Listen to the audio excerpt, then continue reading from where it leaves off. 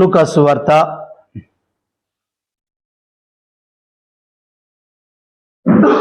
1వ అధ్యాయము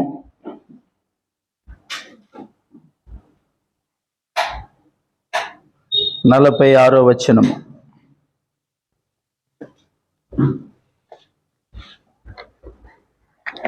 అప్పుడు మరియా ఇట్లనేను, నా ప్రాణము ప్రభువును గణపరచుచున్నది. ఆయన తన దాసురాలి దీనస్థితిని కటాక్షించెను.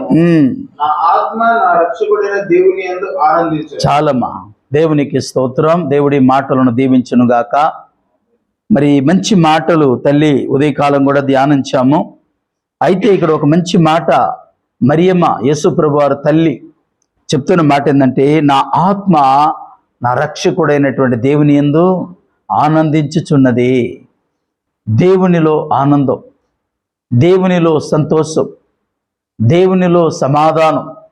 ఈరోజు నేను ఎందుకు ఆ ఆనందం అంటే, లూకా సువార్త 2వ అధ్యాయంలో 10వ వచనంలో అంటాడు దూత, భయపడకుడి, ప్రజలందరికీ కలుగబో మహా సంతోషకరమైన సువర్తమానాన్ని నేను మీకు తెలియజేయుచున్నాను. అది సంతోషం, మహా సంతోషం, దేవుడిచ్చే సంతోషం. తాత్కాలికమైన సంతోషం, లోకమిచ్చే సంతోషం. అంతలో కనబడి ఇంతలో మాయమైపోయేది లోక సంబంధమైన సంతోషం. శాశ్వత కాలం నుండి శాశ్వత కాలం వరకు నిలబడే సంతోషము ఆ మహా తండ్రి ఇచ్చేటువంటి సంతోషం. అందుకే దైవజనుడైనటువంటి దేవుని సేవకుడైనటువంటి దావీదు గారు అంటాడు, నీ సన్నిధిని సంపూర్ణ సంతోషం కలదు, నీ కుడి చేతిలో నిత్యము సుఖములు కలదు. దేవుని సన్నిధిలో నిత్యము సుఖములు. ముందు బాధ ఉండవచ్చు, ముందు సమస్యలు ఉండవచ్చు, ముందు కష్టాలు ఉండవచ్చు. ఆ కష్టాలను దాటుకొని వెళ్ళిన తర్వాత సంపూర్ణమైన సంతోషం. స్తోత్రం. సంపూర్ణమైన సంతోషం. అది ప్రభు అంటారు కదా, యోహాను సువార్తలు అంటారు, లోకం ఇచ్చినట్టుగా నేను మీకు ఇది ఇవ్వడం లేదు, నా పరిపూర్ణమైన ఆనందాన్ని, సంతోషాన్ని మీకు ఇస్తున్నాను. ఏ సంతోషం? ఆయన ఇచ్చే సంతోషం అంటే బాధలో ఓదార్పునిచ్చేటువంటి సంతోషం, కృంగిపోతున్నప్పుడు ధైర్యపరిచేటువంటి సంతోషం.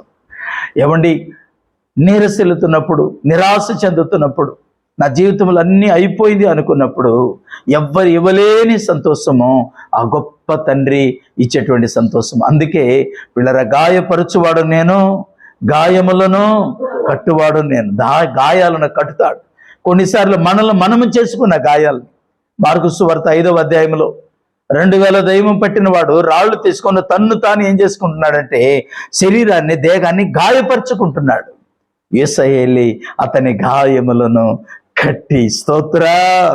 ఈ దేవుడు గాయమును కట్టే దేవుడు, ఈ దేవుడు గాయాన్ని కట్టే దేవుడు పిల్లరా. అందుకే ఈ దేవుని గురించి మరియా తల్లి అంటుంది కదా, నా హృదయము, నా ఆత్మ నా రక్షకుడైనటువంటి దేవుని యందు ఆనందించుచున్నదే. ప్రభు అంటాడు కదా, లోకం ఇచ్చే ఆనందం కాదు నేను ఇచ్చేది. లోకస్తులు ఇచ్చేటువంటి డబ్బు వల్ల కలిగేది, మనుషుల వల్ల కలిగేది, లోకం వల్ల కలిగే ఆనందం కాదు నేను ఇచ్చేది. నేను ఇచ్చే ఆనందము స్థిరమైన ఆనందము. చూడండి, యోహాను సువార్తలో పిల్లల 4వ అధ్యాయంలో, యోహాను సువార్త 4వ అధ్యాయంలో ఒక మంచి మాట సమరయ స్త్రీతో ప్రభు ఒక మంచి మాట మాట్లాడతారు పిల్లరా. 4వ అధ్యాయము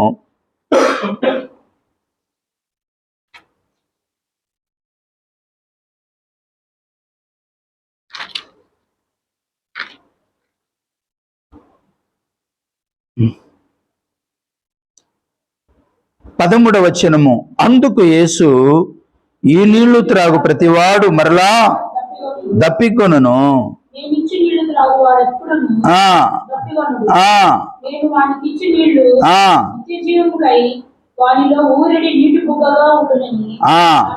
చాలండి, ప్రభు అంటున్నారు కదా, నేను ఇచ్చే నీళ్లు, అది రక్షణ నీళ్లు కావచ్చు, అది సమాధానం నీళ్లు కావచ్చు, అది ఓదార్పు నీళ్లు కావచ్చు, అది శాంతిపరిచే నీళ్లు కావచ్చు, ధైర్యపరిచే నీళ్లు కావచ్చు, అండగా నిలబడేటువంటి నీళ్లు కావచ్చు.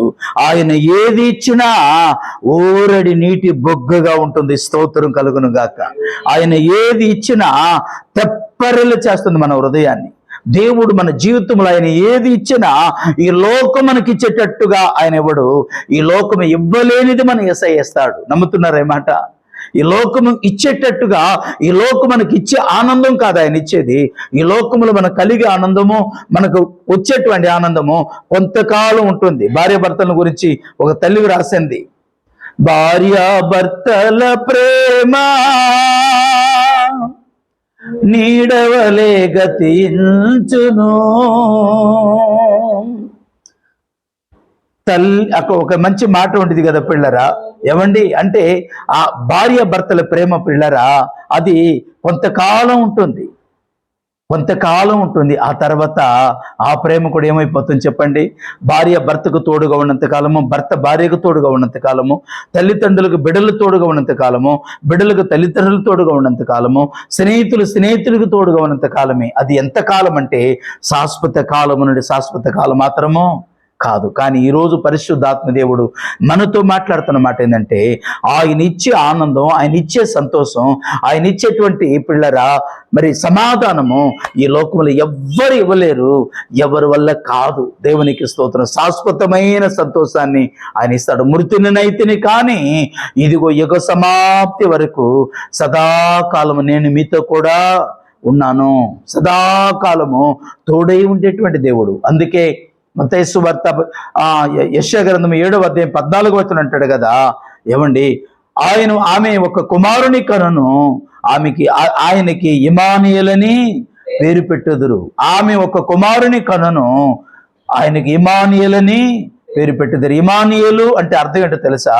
దేవుడు మనకు తోడుగా ఉండేవాడు, ఆదరణిచ్చేవాడు, మనం కృంగిపోయేటప్పుడు మనం ధైర్యపరిచేవాడు, మన నీరసిల్లినప్పుడు మనకు బలపరిచేవాడు. మన జీవితంలో అన్నీ అయిపోయింది, అన్నీ కోల్పోయాను అన్నప్పుడు అన్నిటినీ ఈ లోకం ఇవ్వలేని ఆనందాన్ని ఒక్కసారిగా మనకిచ్చి పిల్లరా మనల్ని తృప్తిపరిచే గొప్ప దేవుడు పిల్లరా ఈరోజు మనతో మాట్లాడుతుంది. అందుకే ఆ తల్లి ప్రభుని గురించి అంటుంది, నా హృదయం ప్రభునందు ఆనందించుచున్నది, బహుగా ఆనందించుచున్నది, నా రక్షకుడైన నా దేవుని యందు సంతోషం కలుగుతుంది. ఈరోజు ఈ మాట వింటున్న నా దేవుని పిల్లలారా, ఈరోజు దేవుడు మనతో కూడా మాట్లాడుతున్నారు పిల్లరా. అవును, యేసయ్య ఇచ్చేటువంటి ఆనందం పిల్లరా. అందుకే హబక్కూకు గ్రంథంలో ఒక మాట చూడండి, 3వ అధ్యాయము, హబక్కూకు గ్రంథము 3వ అధ్యాయము పిల్లరా,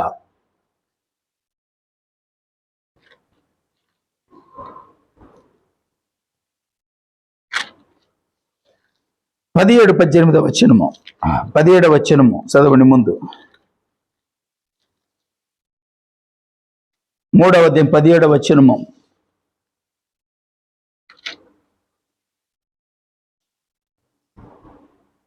అంజూరపు చెట్టు పూయకుండినను, ద్రాక్ష చెట్టు ఫలించకపోయినను, ఒలీవ చెట్లు కాపు లేకుండా ఉండినను, చేనిలోని పైరు పంటకు రాకపోయినను, గొర్రెలు దొడ్డిలో లేకపోయినను, శాలలో పశువులు లేకపోయినను, నేను యెహోవా యందు ఆనందించేదను, నా రక్షణకర్త అయినటువంటి నా దేవుని యందు నేను సంతోషించేదను. వింటున్నారా?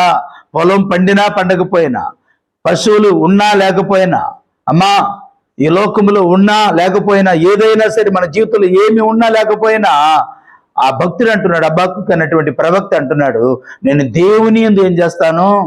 ఆనందిస్తాను. నా దేవుని ఆనందము ముందు ఇది ఏది ఎన్నసైకమైనటువంటిది కాదు. అపోస్తులైనటువంటి పౌలు గారు మాట్లాడుతూ అంటాడు కదా, నేను ఒకటి చేయుచున్నాను, వెనకున్నవి మరిచి ముందున్న వాటి కొరకు వేగిర పడుతూ గురి ఎద్దుకే పరిగెత్తుతున్నాను. ఎక్కడికి పరిగెత్తుతున్నారంట? గురి ఎద్దుకు. ఏంటి ఆ గురి అంటే? నిత్య రాజ్యము, పరలోక రాజ్యము. సౌలు గారు గొప్ప మేధావి, మంచి జ్ఞానం కలిగిన వాడు, పండితుడు, ధర్మశాస్త్ర పండితుడు. గమలీయేలు ఎదుట పిల్లరా ఆయన అన్ని విద్యలను నేర్చుకున్నటువంటి ప్రావీణ్యుడు. ఎవరు? సౌలు. అలాంటి సౌలు పిల్లరా అన్నిటిని పక్కన పెట్టి క్రీస్తు కొరకు తన చివరి శ్వాస వరకు బ్రతికి బైబిల్ గ్రంథంలో 14 పత్రికలు రాశారు. పరిశుద్ధాత్మ దేవుడు వారికి, ఆ పౌలు గారికి ఆ భాగ్యాన్ని ఇచ్చారు. పిల్లరా బైబిల్లో ఇన్ని పుస్తకాలు రాయచ్చు అంటే మోషే గారు కూడా ఎన్ని ఖండాలు రాశారంటే పిల్లరా 5 ఖండాలు రాశారు. అక్కడక్కడ కీర్తన గ్రంథంలో కొన్ని రాశారు. కానీ పౌలు గారికి మాత్రం దేవుడు 14 పత్రికలు రాయడానికి పరిశుద్ధాత్మ దేవుడు వారికి సహాయము చేశారు. పౌలు గారు చనిపోవటానికి ముందు కూడా పిల్లరా ప్రభు కొరకు తన చివరి శ్వాస వరకు పిల్లరా ప్రభు కొరకు జీవించి కొన్ని లక్షల వేల మందిని, కొన్ని వందల సంఘాలు కట్టారు, కొన్ని లక్షల ఆత్మలు సంపాదించారు. ఇప్పుడు పిల్లరా పరదేశంలో మన కొరకు ఎదురు చూస్తూ ఉన్నారు. Praise the lord. పౌలు గారి కంటే గొప్ప వాళ్ళు భూమి మీద ఎవరైనా ఉన్నారంటండి? పౌలు గారి కంటే గొప్ప దాసు సేవకుడు, గొప్ప పరిచారకుడు, మోషే గారి కంటే గొప్ప పరిచారకుడు భూమి మీద ఎవరైనా ఉన్నారా? వాళ్ళందరూ మీకు తెలుసా, వారందరూ ఇప్పుడు ఎక్కడ ఉన్నారు అమ్మా? పరదేశంలో ఉన్నారు. పరలోకంలో ఇంకా ఎవరు వెళ్ళలా, పరదేశంలో ఉన్నారు. నరకానికి వెళ్ళేవారు ఎక్కడ ఉంటారమ్మా? నరకానికి వెళ్ళేవారు ఎక్కడ? పాతాళములో ఉంటారు. పరలోకానికి వెళ్ళేవారు పిల్లరా పరదేశంలో ఉంటారు. పరదేశంలో పరిశుద్ధులు గుంపు ఉంది. స్తోత్రం కలుగును గాక. వారందరూ మన కొరకు ఎదురు చూస్తున్నారు.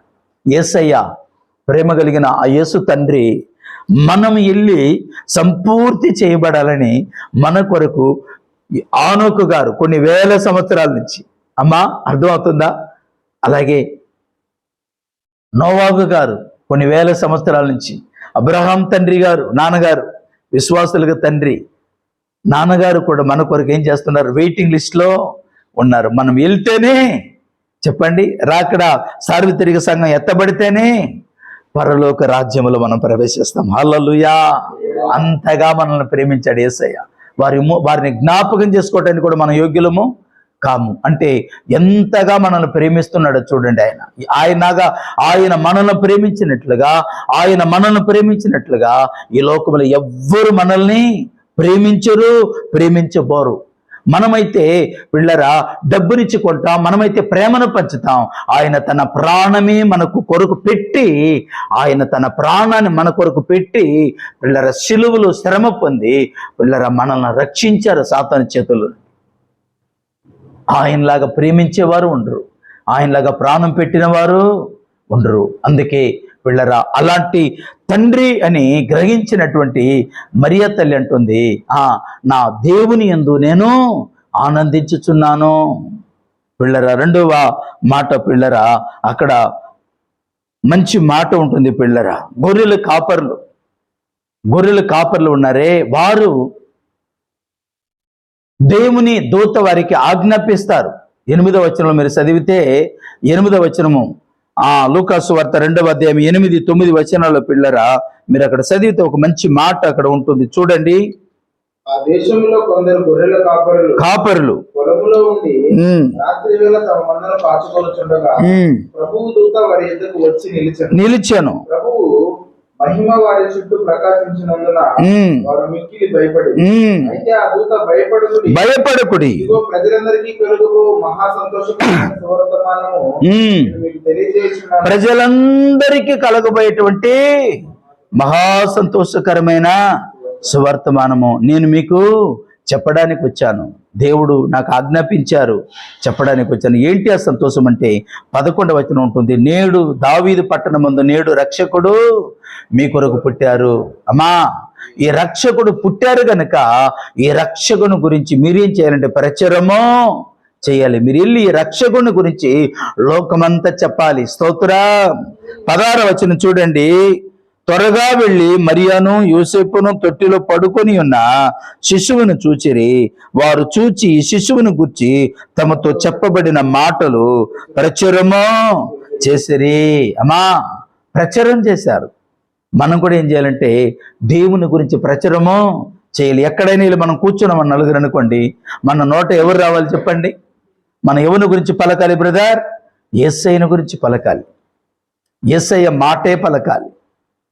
మన ఉద్యోగరీత్యాగా మనం వెళ్ళినప్పుడు, మనం డ్యూటీకి వెళ్ళినప్పుడు, మనం ఏ టెన్షన్లో ఉన్నప్పుడైనా ఎవరైనా కనబడినప్పుడు కడపత్రాలు వాళ్ళకి ఇచ్చి, బ్రదర్ చదవండి, పడేయాలనుకుంటే చదివి పడేసేయండి. యేసయ్య చాలా గొప్ప దేవుడు. ఆయనే నిజమైన రక్షకుడు, ఆయనే లోకరక్షకుడు, ఆయనే మనకు నిత్య జీవాన్ని ఇచ్చేవారు. ఆయన ద్వారా మనకు మోక్షం ఉంది, ఆయన ద్వారా మనకు పరలోక రాజ్యం ఉంది. ఆయన వచ్చారు, మరలా మన కొరకు సిద్ధపరచడానికి పరలోకం వెళ్ళి ఉన్నారు. వారు మరలా రాబోతున్నారు. వచ్చి మీరు కూడా ప్రభు నుండి విశ్వాసం నుంచి రక్షించబడితే మాతో పాటు మిమ్మల్ని కూడా ఏం చేస్తారైనా తీసుకొని వెళ్ళబోతున్నారని, ఆయన మరణమును గురించి పిల్లరా, ఆయన పునరుద్ధానమును గురించి, ఆయన పరలోక రాజ్యాన్ని ఇస్తాడని, పరలోకానికి రారాజు మన ప్రభు అయిన యేసుక్రీస్తు వారిని చెప్పి లోకానికి ప్రచురము మనము చేసేవారముగా ఉండాలి. స్తోత్రం. ఆ గొర్రెలు కాపర అది చేశారనమాట. పిల్లరా, మూడోది పిల్లరా, ఒక మంచి మాట ఉంటుంది పిల్లరా, నక్షత్రము. నక్షత్రం ఇది ఒక ప్రత్యేకమైనటువంటిది పిల్లరా, ఒక ప్రత్యేకమైనటువంటి పాట మనకు నేర్పుతుంది. నక్షత్రం అది కూడా ఏ నక్షత్రం? యెషయా గ్రంథము 14వ అధ్యాయము 12వ వచనంలో ఒక నక్షత్రం ఉంది. అది తేజో నక్షత్రం. అంటే తేజో నక్షత్రమా, వేకువ చుక్క, నువ్వు భూమి మీద ఎలాగో పడవేయబడితివి. అమ్మా, ఈ వేకువ చుక్క జనాలని నాశనం చేయడానికి వచ్చింది. అంటే సాతానుడు అనమాట ఈ యొక్క నక్షత్రం. తేజో నక్షత్రం అంటే, తేజో నక్షత్రం అంటే వెలుగుదూత. కానీ ఇక్కడ ఒక నక్షత్రం ఉంది. మత్తయి సువార్త పిల్లరా, మరి చూడండి పరిశుద్ధ గ్రంథములో నుండి పిల్లరా, మత్తయి సువార్త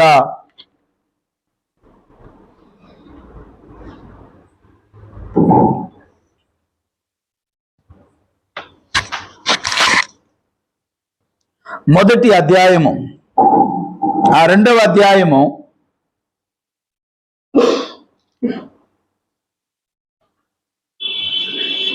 2వ వచనము, యూదులు రాజుగా పుట్టినవాడు ఎక్కడ ఉన్నారు? తూర్పు దిక్కున మేము ఆయన నక్షత్రము చూచి ఆయన పూజింపవచ్చితిమి అనిరి. ఎవరు దేన్ని చూశారంట? ఆ తూర్పు దేశపు జ్ఞానులు, 2 కానీ 3 కానీ ఎంతమంది అయినా ఉండవచ్చు. తూర్పు దేశపు జ్ఞానులు ఎవరి దగ్గరికి వచ్చారు? యేసయ్యను ఆరాధించటానికి వచ్చారు. స్తోత్రం. అమ్మా, నీవు నేను మనము దేవునిని ఆరాధించాలి. ఎవరిని ఆరాధించాలి? ప్రభువుని ఆరాధించాలి. లోకాన్ని కాదు, లోక సంబంధమైనటువంటి దాని గురించి కాదు, కానీ మనం ప్రభువును ఆరాధించాలి. ఎందుకంటే ఆయనే పూజారుడు, ఆయనే లోకరక్షకుడు, ఆయనే పరిపూర్ణుడు, ఆయనే దేవుడు. దేవునికి ఉండవలసిన ప్రతి లక్షణాలు ఎన్ని గ్రంథాలలో మనం చూసినా యేసయ్య మాత్రమే సరిపోయిన వాడు. స్తోత్రం. దేవుడు ఇలా ఉంటాడు అనటానికి ఒకే ఒక గుర్తు ఏంటంటే యేసయ్యలో కనబడింది అనమాట. అదన్నీ కూడా, ఆ గుణగణాలన్నీ కూడా ఎవరిలో కనబడుతుందంటే యేసయ్యలో మాత్రమే కనబడింది. దేవునికి ఉండవలసిన ప్రతి లక్షణము, దేవుడు అంటే ఎలా ఉంటారో అది యేసయ్యను చూస్తే దేవుని చూసినట్టే. స్తోత్రం. అంటే దేవుని చూసినట్టే మరి ఏమని అనుకుంటారేమో ఇంకొక దేవుడని. యేసయ్యే దేవుడు, పాపము లేనివాడు, మదమాశ్చర్యము లేనివాడు. అమ్మా, యేసయ్య దేవుడు చాలా ప్రేమ కలిగిన దేవుడు, పరిశుద్ధుడు. పరలోకములంట దూతలు పాట పాడుతున్నారు, పరిశుద్ధుడు పరిశుద్ధుడు పరిశుద్ధుడు అని గానము, ప్రతి గానము చేస్తున్నారంటే ఎవరంటే ఈయన పరిశుద్ధుడు, పాపము లేనివాడు, మదమాశ్చర్యము లేనివాడు, పరిశుద్ధుడు. అందుకే 2023 సంవత్సరాల క్రితము సర్వ మానవాళి కొరకు పిల్లరా తన ప్రాణము పెట్టి రక్షించటానికి వచ్చిన లోక రక్షకుడు మన ప్రభు అయిన యేసుక్రీస్తు వారు పిల్లరా. అందుకే మత్తయి సువార్త 1వ అధ్యాయము 21వ వచనంలో ఉంటుంది కదా, ఆయన తన ప్రజలను వారి వారి పాపము నుండి ఆయనే రక్షించును గనుక ఆయనకి యేసు అని పేరు పెడతారు. యేసు అన్న మాటకు అర్థం ఏంటో తెలుసా? రక్షకుడు. 2000 సంవత్సరాల క్రితం ఈ భూమి మీదకి ఎందుకు వచ్చారంటే మిమ్మల్ని, నన్ను, మనలను, నరకానికి వెళ్ళవలసినటువంటి మనలను, నరకపు కోపము నుండి, నరకపు అంచు నుండి నిన్ను, నన్ను, మనలను మార్చి ఆయన ఉండే స్థలములలో మనము ఉంచటానికి స్తోత్రం కలుగును గాక. అందుకు వచ్చారు యేసయ్య. క్రిస్మాస్ అంటే ఏంటో తెలుసా? క్రైస్ట్ మాస్ అంటే ఏంటంటే క్రీస్తును ఆరాధించటం, క్రీస్తును పూజించటం. క్రిస్మాస్ అంటే పిల్లరా, క్రిస్మాస్ అంటే MAS మాస్, మాస్ అంటే ఏంటో తెలుసా? ఆరాధన. ఆరాధనకి అర్హుడు, ఆరాధనకు యోగ్యుడు, పరిశుద్ధుడు, లోక రక్షకుడు. దేవునికి మహిమ కలుగునుగాక. పాపము లేనివాడు, లోపము లేనివాడు, తప్పిదము లేనివాడు, ఆయన చూపులో తప్పులేదు. ఒక పాపం చేస్తున్న ఒక స్త్రీ, వ్యభిచారం అందు పట్టబడిన స్త్రీని అందరి చేతుల్లో రాళ్ళు ఉంటే, చెప్పండి, రాళ్ళు కొట్టి ఆ తల్లిని చంపాలని చూస్తుంటే, అందరూ ఆమె తప్పు కనబడుతుంటే, యేసయ్య ఆ తల్లిలో ఏం కనబడింది? యేసయ్యకు అమ్మ కనబడింది. స్తోత్రం కలుగును గాక. ఎంత గొప్ప పాపినైనా, ఎంత ఘోర పాపినైనా ప్రేమించే గొప్ప దేవుడు యేసుక్రీస్తు వారు. స్తోత్రం కలుగును గాక. హల్లెలూయా.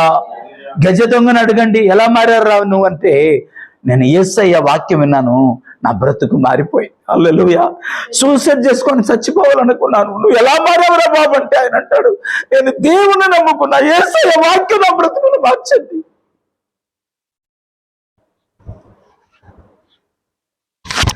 దేవుని మాటలు నా జీవితాన్ని మార్చింది.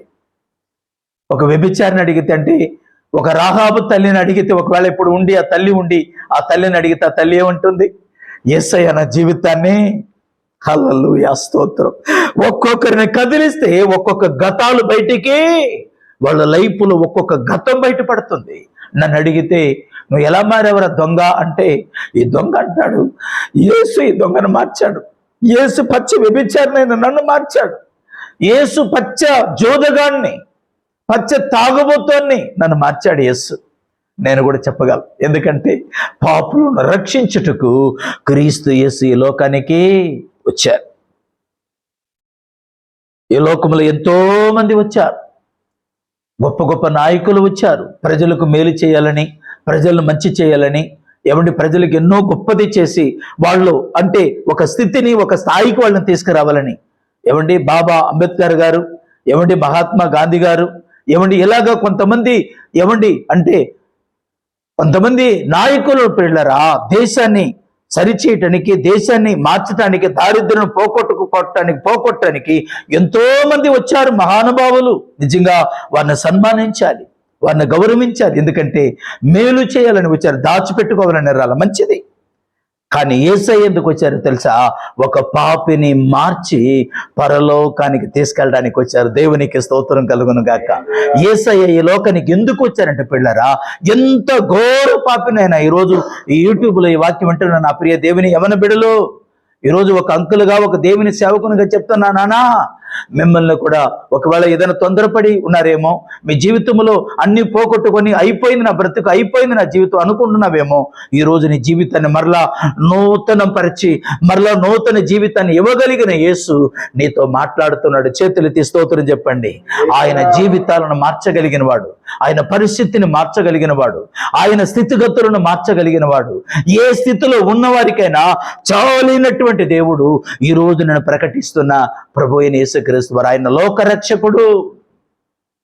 పాపిని పరిశుద్ధులుగా మార్చడానికి లోకానికి వచ్చారు. పాపమును తీసివేయటానికి ఎవరికీ అధికారం లేదు, కానీ పాపము లేనివాడే పాపిని పరిశుద్ధునిగా మార్చగలడు. ఆయనే పాపము లేని వారు మన ప్రభు అయిన యేసుక్రీస్తు వారు. ఆయన ఉమ్ము ద్వారా ఒక గుడ్డివానికి ఏం కలిగింది? కనుదృష్టి కలిగింది.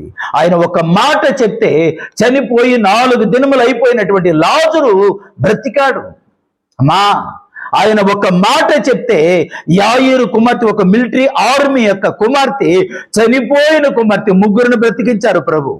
ఎంతమందిని బైబిల్లో? 3 బ్రతికించారు. ఒకటి లాజరు గారు, రెండోది యాయీరు కుమార్తె, మూడోది విధవరాలు కుమారుడు. స్తోత్రా. అంటే ఎందుకు బ్రతికించాలంటే, రండి అందరూ లేవండి అంటే ప్రతి సమాధి ఏం చేయబడేది? తెరవబడేది. కానీ పిల్లరా, చనిపోయిన వాళ్ళని కూడా ఎందుకు ప్రభు బ్రతికించారంటే, ఆయన మరణం మీద కూడా ఆయనకి ఏముంది? అధికారం ఉన్నది. చప్పట్లు కూడా దేవునికి స్తోత్రం చెప్తాం పిల్లరా. ఆయన మరణం మీద కూడా ఆయనకు అధికారం ఉంటుంది. భూమి కలుగును గాక, ఆకాశం కలుగును గాక, అందులో సమస్తం కలుగును గాక. ఆయన నోటి నుంచి శబ్దము బయటికి వెళ్తూ ఉండగానే సమస్తము కలిగింది. ఆయన సృష్టికర్త. సముద్రం మీద ఒకరోజు శిష్యులందరూ పిల్లరా ఆ యొక్క ధోనిలో వెళ్తూ సముద్రం మీద పెద్ద తుఫాను చెలరేగినందున ఆ ధోని మునిగిపోయేసాగాను, అంటే అలల చేత కొట్టబడుచుండెను అనేటువంటి ఒక మాట ఉంటుంది. పిల్లరా, మమ్మల్ని రక్షించు అని కేకలు పెడుతున్నప్పుడు ప్రభు ఏది చూసి వాళ్ళు భయపడుతున్నారో ఆ సముద్రం మీద నడుచుకుంటూ వస్తున్నారు. చప్పట్లు కొట్టమా. అవును, సముద్రం కూడా మన ప్రభుకి ఏం చేయబడుతుంది? లోబడుతుంది. ఎందుకంటే ఆయన దేవుడు. సముద్రం ఎవరికి లోబడుతుంది? ఎంతో మంది పంటలేసుకున్నారు ఈ మధ్యకాలంలో, ఎన్నో మునిగిపోయింది. గుర్తుందా మీకు? మొన్న తుఫాను వచ్చిందా రావటం ద్వారా, వాయుగుండం ద్వారా ఎన్నో కుటుంబాలు ఎంతో మంది పిల్లరా చాలా నష్టపోయారు. అదే నా యేసయ్య ఒక మాట చెప్తే ఏమైపోతుంది? ఆ సుడిగుండం ఆగిపోతుంది. స్తోత్రం కలుగును గాక. హల్లెలూయా. ఆయన సృష్టి ఆయనకు లోబడుతుందంతే. ఆయన ఒకరోజు యోనా ఒక ఓడలో ప్రయాణం చేస్తుంటే తిమింగలాన్ని పేరు పెట్టి పిలిచాడు. ఆ తిమింగలానికి పేరు పెట్టాడు తండ్రి. పిలిచినప్పుడు తిమింగళము వచ్చి పిల్లరా, చిత్తము సృష్టికర్త, నన్ను ఏం చేయమంటున్నారు? మీ చిత్తము చేటుకు సిద్ధంగా ఉన్నాను. చూసారా ఎన్ని దినాలు మోసింది? 3 దినములు యోనాన్ని చంపకుండా మింగింది. కానీ చెప్పండి, కాపాడింది. దేవునికి స్తోత్రం కలుగును కాక. ఇలాంటి గొప్ప దేవుడు ఈరోజు యూట్యూబ్లో ఈ వాక్యం వింటున్న నా ప్రియ దేవుని పిల్లలు, నా ప్రియ దేవుని సంగమా, మీకు ప్లస్ ఈరోజు వాక్యం బోధిస్తున్న నాకు, సంఘములో ఉన్న మీ అందరికి ఇలాంటి దేవుడు దొరకటం మనం ధన్యులము. దేవునికి మహిమ కలుగును గాక. ఇలాంటి దేవునికి మనము పిల్లలు అవడానికి ఆ మహాప్రభు గొప్ప భాగ్యాన్ని మనకి ఇచ్చారు. స్తోత్రం కలుగును గాక. ఎందుకంటే కన్నీటిని నాట్యముగా మార్చగలిగిన వాడు, ఓటమిని విజయవంతముగా చేయగలిగిన వాడు, అయిపోయింది అనుకున్నటువంటి జీవితాన్ని కూడా వెలిగించి ఉన్నతమైన శిఖరమునకు ఎక్కించగలిగిన సమర్థుడు ఈరోజు మనతో మాట్లాడుతున్నాడు. ఆయన పేరు యేసు, ఆయన పేరు రక్షకుడు. ఆ గొర్రెలు కాపరులు పిల్లరా, అంటే ఆ నక్షత్రము పిల్లరా, వాళ్ళు అది గ్రహించారు. ఆ నక్షత్రం ఎవరికి పోలికగా ఉంది, ఎవరితో సాదృశ్యంగా ఉందంటే రక్షించబడి మారు మనసు పొందిన పరిశుద్ధులు నీతిమంతులకు నక్షత్రము సాదృశ్యము. నీవిన మనమే ఎన్నో నిరాశలు, ఎన్నో బాధలు, ఎన్నో కలతలు, ఎన్నో ఇబ్బందులు ఉన్న వారికి ఆ నక్షత్రములాగా మనం ఏం చేయాలంటే వెలుగునివ్వాలి. ఏమండి, బైబిల్ సెలవిస్తుంది మార్కు సువార్త 5వ అధ్యాయం 26-27 వచనాల్లో పిల్లరా, నేనే చెప్తాను పిల్లరా, అక్కడ ఉన్నటువంటి వ్రాయబడినటువంటి మాట పిల్లరా, అక్కడ ఉండేటువంటి మాట ఏంటంటే, ఏమండి 12 సంవత్సరం నుంచి భయంకరమైనటువంటి రక్తస్రావ వ్యాధితో బాధపడుతున్నటువంటి క్యాన్సర్తో బాధపడుతున్న ఒక తల్లి యేసును గురించి వినిందంట. ఎవరిని గురించి వినిందమ్మా? యేసును గురించి వినింది. చెప్పింది ఎవరు? ఏదో ఒక నక్షత్రం చెప్పింది. ఎవరో ఒకరు రక్షించబడిన వారు చెప్పారు. ఆ తల్లి ఏమండి ఆ ఉన్నదన్నీ వ్యాయామం చేసుకొని, అంటే ఆమె దగ్గర ఉన్న డబ్బంతా కూడా ఏం చేసుకుంది? ఖర్చు చేసుకొని ఎంత మాత్రము ప్రయోజనం లేకుండా మరింత సంకటపడేటువంటి సమయంలో ఎవరో నక్షత్రం లాంటి నీతిమంతులు క్రీస్తుని గురించి వాళ్ళు ఆ యొక్క తల్లికి చెప్పారు. ఆ తల్లి యేసు పాదాల దగ్గరికి వెళ్ళింది. వెళ్ళరా, ఉచితముగా స్వస్థత కలిగింది. స్తోత్ర. మార్కు సువార్త 5వ అధ్యాయం 26వ వచనంలో బాధపడింది. 27వ వచనంలో యేసయ్యను గురించి వినింది. 34వ వచనం సెలవిస్తుంది, కుమారీ నీ విశ్వాసము నిన్ను స్వస్థపరిచినది, సమాధానం కలిగిన దానిపై పొమ్ము, నీ బాధ నివారణ అయి నీకు స్వస్థత కలుగునుగాక. ఆయన మాటలో జీవం ఉన్నది, ఆయన మాటలో శక్తి ఉన్నది, ఆయన మాట అధికారం కలిగిన మాట, ఆయన మాట ద్వారా సమస్తమును కలుగజేసినటువంటి గొప్ప దేవుడు. అందుకే ఆయన సర్వశక్తి కలిగినటువంటి దేవుడు, ఆయన సర్వేంతర్యామి, ఆయన అన్ని వేళలా ఎక్కడైనా ఆయన అన్ని చోట్ల ఉండగలిగినటువంటి వాడు. ఒకే టైంలో అమెరికాలో ఉండగలిగిన దేవుడు, చైనాలో ఉండదగిన దేవుడు, ఫారిన్లో ఉండదగిన దేవుడు, భారతదేశంలో ఉండదగిన దేవుడు, ఉండగలిగినటువంటి దేవుడు, ఉండగలిగిన సమర్థుడు ఆయన. అందుకే సర్వేంతర్యామి, అన్ని వేళలా అన్ని స్థలాలలో ఒకే చోట ఉండగలిగిన దేవుడు ఆయన. స్తోత్ర. అందుకే ఆయన అన్నారు, ఆకాశము నా సింహాసనము, భూమి నా పాదపీఠం. ఆయన చైర్లో కూర్చుంటే, అంటే సింహాసనం మీద కూర్చుంటే కాళ్ళు ఎక్కడ పెడతారంట అయ్యగారు? మన తండ్రి ఎక్కడ పెడతారంట? ఇప్పుడు మనం ఎక్కడ ఉన్నాం? ఆయన పాదాల దగ్గర ఉన్నాం. చేతులెత్తి ఒకసారి స్తోత్రం చెప్పండి. హల్లెలూయా, ప్రైజ్ ది లార్డ్. తండ్రి, నీ పాద సన్నిధిని మాకు ఇచ్చినందుకు నీకు కృతజ్ఞతాస్తుతులు చెల్లిస్తున్నాం తండ్రి. ఇలాంటి భాగ్యాన్ని ఇచ్చావు తండ్రి, ఇలాంటి జీవితాన్ని ఇచ్చావు తండ్రి, ఇలాంటి సహవాసాన్ని ఇచ్చావు తండ్రి, ఇలాంటి భాగ్యమును పరిశుద్ధులతో మమ్మల్ని పాలిభాగస్తులుగా చేసావు తండ్రి. నీకు కృతజ్ఞతాస్తుతులు చెల్లిస్తున్నాం. క్రిస్మస్ అంటే అర్థం ఏంటో తెలుసా? క్రీస్తును ఆరాధించటము, క్రీస్తును మనస్పూర్వకంగా మనం దేవుణ్ణి స్తుతించటము. క్రిస్మస్ పండగ. అవును, చాలా మంది పిల్లరా క్రిస్మస్ పండగ చేసుకుంటున్నారు కానీ క్రీస్తును ఆరాధించలేకపోతున్నారు. చాలా మంది అనుకుంటున్నారు కదా క్రిస్మస్ పండగ అంటే ఇంటికి పెయింటింగ్ వేయటం, ఏమండి మంచి వంటకాలు పిండి వంటలు చేసుకోవటం, బంధువులను పిలుచుకోవటం, భోజనం వండి పెట్టటాలు, కొత్త బట్టలు కొనుక్కోవటాలు, ఇంటికి పెయింటింగ్ వేయటాలు, ఇంటిని డెకరేషన్ చేసుకోవటాలు, ఇంటిని కడగటాలు, శుభ్రం చేసుకోవటాలు, బంగారం కొంటాలు, వెండి కొంటాం. ఏమండి, ఇది పండగ అనుకుంటున్నారు. ఇది పండుగలో ఒక భాగం అన్నమాట. వీటన్నిటికంటే నిజమైన పండుగ ఏంటో తెలుసా? జక్కయ్యతో ప్రభు అంటాడు, నేడు నీ ఇంట నేను ఉండాలి జక్కయ్యా అన్నప్పుడు ఆయన చెట్టు మీద నుంచి త్వరగా దిగి యేసును తన ఇంట చేర్చుకున్నాడు. ఇది అన్నమాట పండగ. ఏ ఇంటిలో రక్షణ పొందుతారో, ఎవరు జీవితంలో వాళ్ళ హృదయాన్ని యేసయ్యకు నిజముగా ఇచ్చేసి యేసయ్యకే తన హృదయం స్థానం ఇస్తారో ఆ రోజే నిజమైన పండగ. స్తోత్రం. ఆ మాట పిల్లరా, నక్షత్రం అంట. ఏమండి, ఆ యూదులు వాళ్ళు అంటున్నారు, ఏ రోజు రాజుగారితో వెళ్ళి అంటున్నారు కదా, యూదులు రాజుగా పుట్టిన వారు ఎక్కడ ఉన్నారు? ఆయన్ని మేము పూజించుటకు వచ్చాము. తూర్పు దిక్కున మేము ఆయన నక్షత్రమును చూశాం.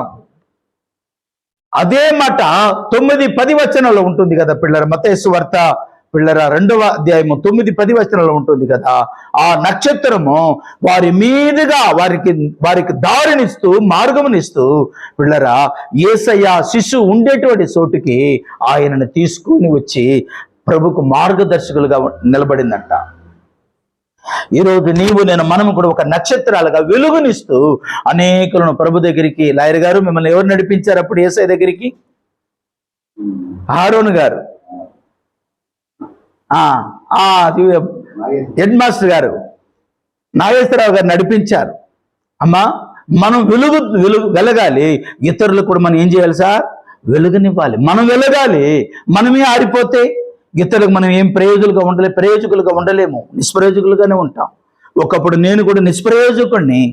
ఆ మహాప్రభు కృప ద్వారా ఆయన ఇచ్చిన రక్షణ భాగ్యమును బట్టి, ఆయన ఇచ్చినటువంటి గొప్ప కృపను బట్టి ఈరోజు కొంతమందిని వెలిగించేటువంటి భాగ్యమును ఆ మహా తండ్రి, ఎన్నిక లేని, యోగ్యత లేని, ఏ మంచి లేని నాకు ఆ ప్రభు ఇచ్చినందుకు నేను ఆయనకు కృతజ్ఞతుడును. నీవు నేను మనము కూడా పిల్లరా అలాగా కృతజ్ఞత కలిగి ప్రభువును వెంబడించే వారముగా మనం ఉండాలి. ప్రభు పాదాల దగ్గర చేరి ప్రభువును ఆరాధించే వారముగా ఉండాలి. మనకు బట్టలు ఉన్నా లేకపోయినా, మనకు తిండి ఉన్నా లేకపోయినా, మనం ఏ స్థితిలో ఉన్నా ఆ స్థితిలో మనం దేవుని ఏం చేయాలంటే ఆరాధించాలి, దేవుని స్తుతించాలి, దేవుని గణపరచాలి, దేవుని కొరకు సాక్షులముగా మనము నిలబడాలి. ఆ నక్షత్రం ఏ రీతిగా వాళ్ళకు మార్గమును చూపించిందో, అందుకే 10వ వచనం ఉంటుంది, వారు ఆ నక్షత్రములను చూసి అత్యానందభరితులై. దేన్ని చూసి సంతోషపడ్డారు వాళ్ళు? నన్ను ఒక దేవుని పిల్లలు నడిపించారు దేవుని దగ్గరికి, వాళ్ళని బట్టి దేవుని స్తుతిస్తున్నాను. కొన్ని నక్షత్రాలు నన్ను కూడా చీకట్లో ఉంటే నన్ను కూడా ప్రభు పాదాల దగ్గరికి నడిపించి ముందు విశ్వాసిగా, అంటే ముందు నాకు పాపక్షమాపణ ఇచ్చే రక్షణ ఇచ్చారు ప్రభు.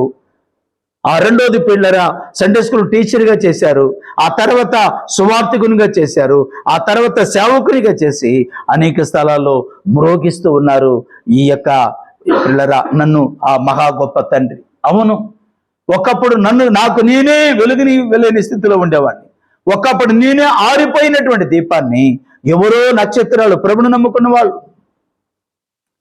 ఇప్పటికి బాగా గుర్తు, అగస్టిన్ గారు ఉన్నారే, వాళ్ళ తమ్ముడు గారు టీచర్ గారు, ఆయన అగస్టిన్ పాస్టర్ గారు ఉన్నారే, ఆయన ఎప్పుడు రాలేదు. కానీ వాళ్ళ తమ్ముడు ఆశీర్వాదం గారని ఒక ఆయన ఉండేవారు.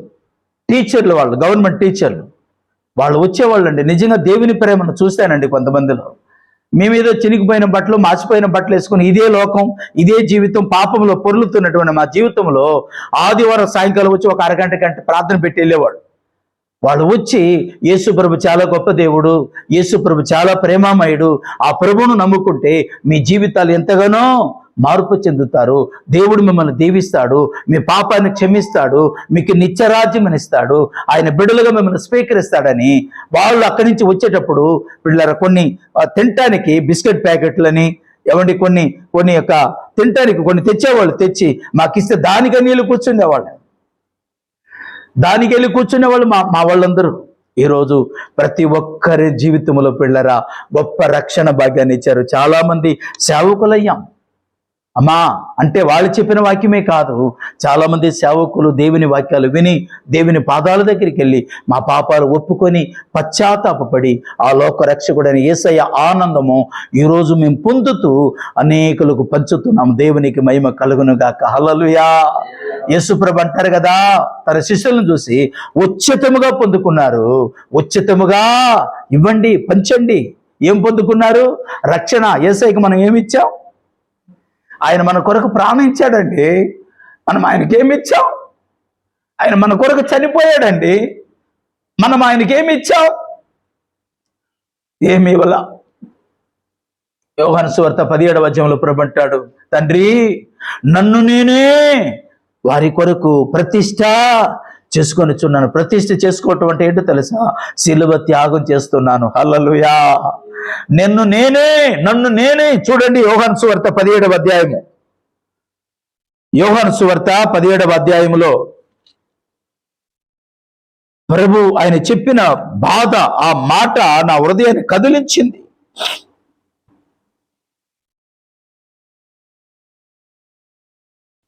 17 నుంచి చదవండి. 17 నుంచి, సత్యమందు వారిని ప్రతిష్ఠ చేయుము, నీ వాక్యమే సత్యము, నీవు నన్ను లోకమునకు పంపిన ప్రకారము నేనును లోకమునకు పంపితిని, వారును సత్యమందు ప్రతిష్ఠ చేయబడినట్లు వారి కొరకు నన్ను ప్రతిష్ఠ చేసుకొనిచున్నాను. ఆయనే మన కొరకు ఏం చేశాడంటే ప్రతిష్ఠించుకున్నాడు. ప్రతిష్ఠ అంటే ఏంటో తెలుసా?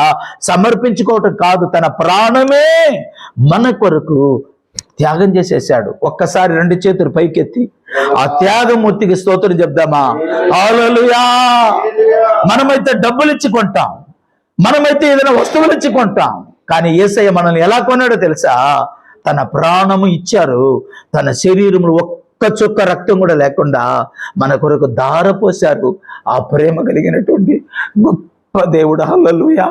ఇలాంటి తండ్రి ఈ లోకంలో ఎవరు దొరుకుతారు మనకు? ఇలాంటి తండ్రి ఎవరు దొరుకుతారు మనకు? అందుకే నాకు ఇష్టమైన ఒక పాట, ఆ దైవజనుడు అంటాడు, చీకటి లోకమునా వెలుగై ఉంటేవే, నన్ను వెలిగించిన దేవుడవు నీవే, నా కొరకై ప్రాణమిచ్చే బలి అయితివా సిల్వలో, నా కొరకై ప్రాణమిచ్చే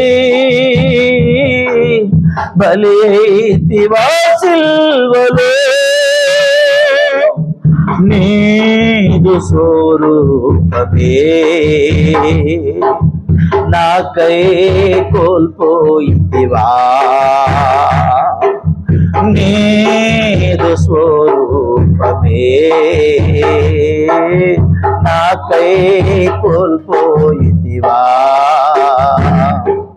హల్లెలూయా, హల్లెలూయా, హల్లెలూయా, హల్లెలూయా, హల్లెలూయా, హల్లెలూయా, హల్లెలూయా, హల్లెలూయా. దయామయా, కృపామయా, కరుణామయా ప్రేమామయా. దేవుని సంగమా, దేవుని బిడ్డలారా, తన ప్రాణమే మన కొరకు ఆయన పెట్టేశారు. ఇలాంటి దేవుళ్ళలాగా ఎవరు ఉంటారు?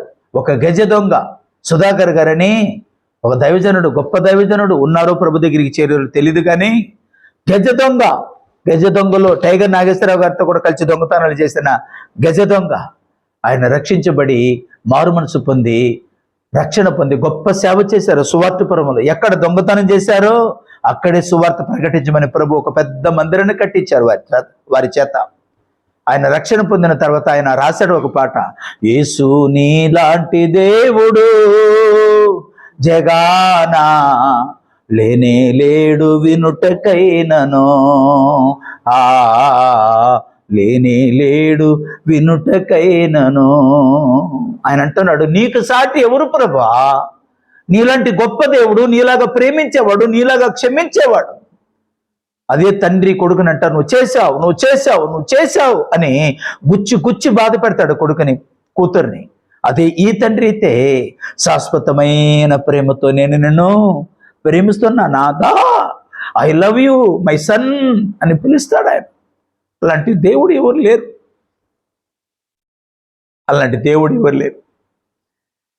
ఒనేసిము అనేటువంటి పిల్లరా, అంటే ఎపఫ్రా అనేటువంటి ఒక యవనస్తుడు గురించి పౌలు గారు చెప్తూ, పిల్లరా క్రీస్తు యేసు ఖైదీ అంట. ఏ ఖైదీ అంట ఆయన? ఎపఫ్రా గారు ఏ ఖైదీ అంట? క్రీస్తు ఖైదీ. ఖైదీ అంటే ఏంటండి? జైల్లో ఉండేటువంటి నేరస్తుడు. ఈయనంట ఏ నేరం చేయకుండా ఎవరు ఖైదీగా మార్చబడ్డాడంట? యేసయ్యకు. అంటే ఖైదీ అంటానికంటే కూడా బానిస అనవచ్చు. ఎవరికి బానిస అయినా? లోకానికి, పాపానికి కాదు బానిస, యేసయ్యకు బానిస. హల్లెలూయా. యేసుకు బానిస, యేసయ్య ప్రేమకు బానిస, యేసయ్య త్యాగానికి బానిస, యేసయ్య ఆ యొక్క శిలువ త్యాగానికి బానిసగా మారిపోయాడు. తన జీవితాన్ని ప్రభు కొరకు సమర్పించాడు. దేవునికి మహిమ కలుగును గాక.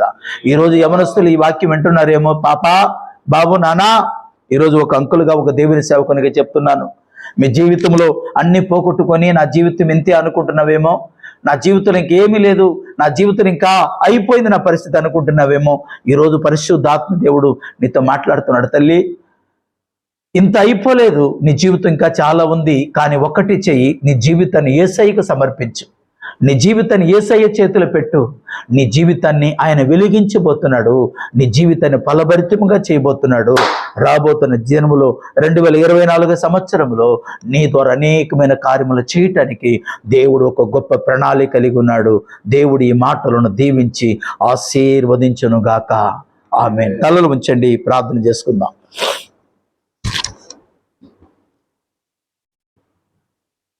లోకరక్షకుడు మన కొరకు వచ్చారు. లోక పాపమును మోసుకొని పోవు దేవుని గొర్రెపిల్ల అంటున్నాడు దైవజనుడు.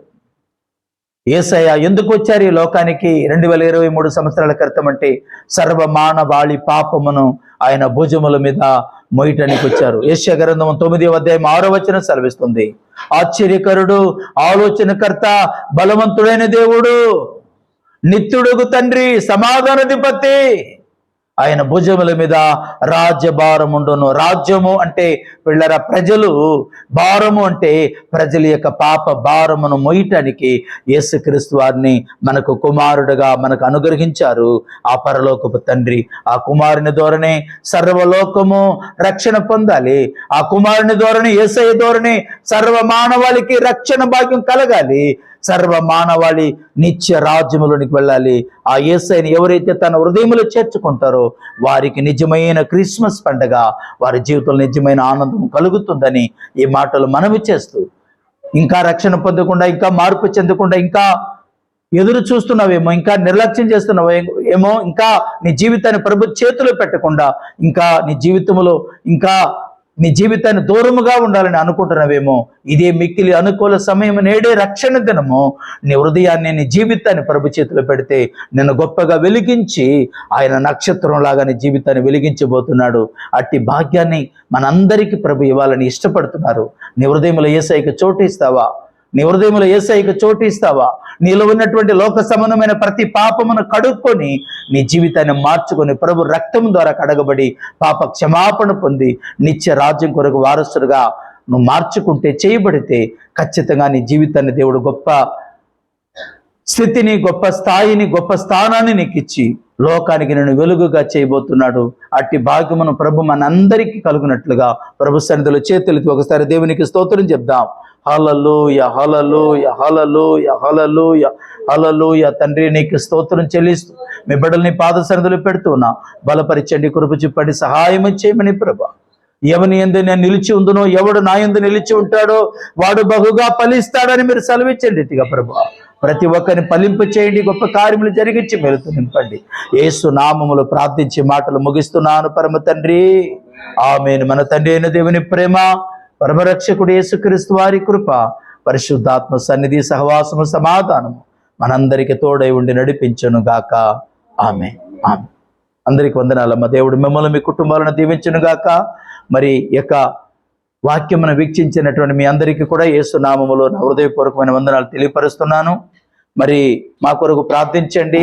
మీ అభిప్రాయాలను మరి కామెంట్స్ ద్వారా మాకు తెలియచేయండి.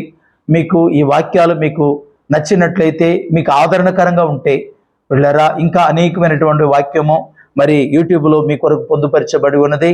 ఇంకా ఏపీజీఎం మినిస్ట్రీ అని మీరు ఓపెన్ చేసినా, మరి యూట్యూబ్లో మీరు మరి గూగుల్ ద్వారా చెప్పిన మరి ఈ ఛానల్ మీరు కనుక్కోగలరు. మీరు వాక్యమును చూడండి, వాక్యానుసారంగా జీవించండి. దేవుని రాకడ సమీపముగా ఉంది. ప్రభు చిత్తమైతే మరలా కలుసుకుందాం. అంతవరకు దేవుని మహాకృప మీ అందరికీ తోడై ఉండి నడిపించును గాక. ఆమేన్.